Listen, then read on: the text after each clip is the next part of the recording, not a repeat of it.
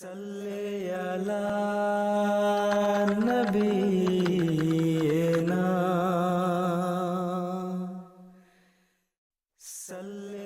حضرت عروہ بن زبیر رضی اللہ عنہ سے روایت ہے کہ نبی کریم صلی اللہ علیہ وآلہ وسلم کی زوجہ مطہرہ حضرت عائشہ رضی اللہ عنہا نے انہیں بتایا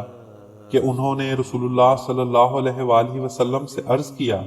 یا رسول اللہ،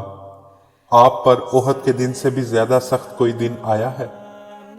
آپ صلی اللہ علیہ وآلہ وسلم نے فرمایا، میں نے تیری قوم سے بہت دکھ اٹھایا ہے، اور جو دکھ میں نے ان سے عقبہ کے دن اٹھایا وہ سب سے زیادہ سخت تھا۔ جب میں نے اپنے آپ کو ابن عبد یا لیل بن عبد کلال پر پیش کیا تو جو میں چاہتا تھا اس نے وہ جواب نہ دیا۔ بس میں چلا اور میں فکر مند اپنے دھیان میں جا رہا تھا۔ جب میں قرن الثعالب پہنچا تو یہ کیفیت دور ہوئی اور میں نے اپنا سر اٹھایا تو دیکھا کہ ایک بادل نے مجھ پر سایہ کیا ہے۔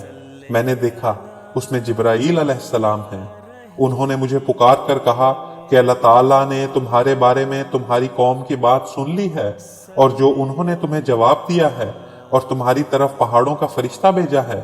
کہ تم جو چاہو اسے ان کے بارے میں حکم کرو۔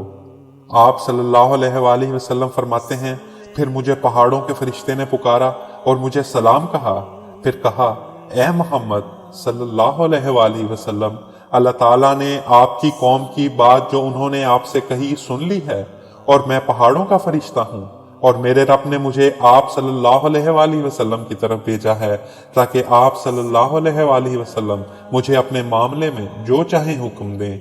اگر آپ صلی اللہ علیہ وآلہ وسلم چاہیں تو میں ان دو پہاڑوں کو ان پر ملا دوں۔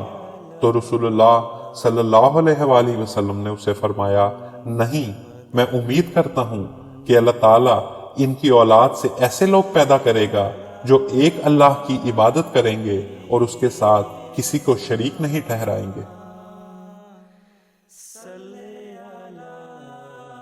اسلام